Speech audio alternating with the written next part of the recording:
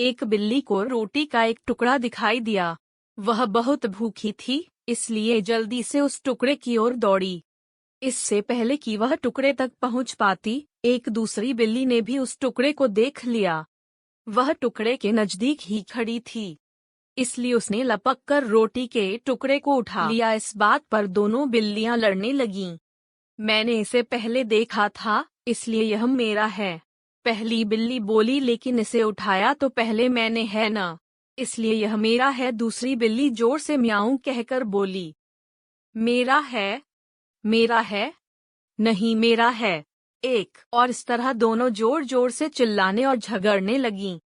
यह शोर छत पर बैठे एक बंदर ने सुना। वह नीचे उतरा और बिल्लियों से बोला, बिल्लियों, तुम लड़ो नहीं, मैं तुम्हारी मदद करता हूँ। कैसे? अपॉस्ट्रोफी। बंदर बोला, तुम दोनों इस टुकड़े को आधा आधा बराबर बांट क्यों नहीं? यह बात दोनों बिल्लियों को अच्छी लगी।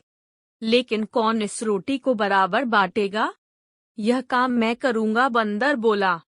उसने रोटी हाथ में ली और दो हिस्सों में तोड़ दी, लेकिन एक टुकड़ा थोड़ा सा बड़ा और दूसरा थोड़ा सा छोटा था।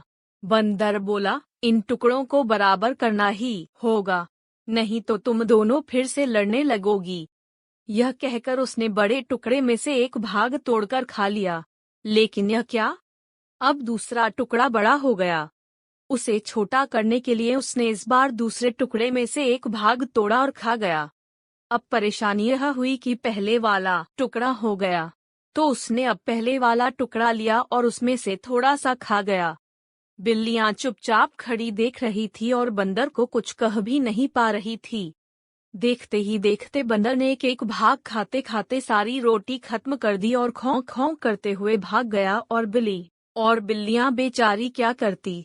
उनकी लड़ाई में बंदर ने फायदा जो उठा लिया था। कहानी अच्छी लगी तो लाइक और सब्सक्राइब करें।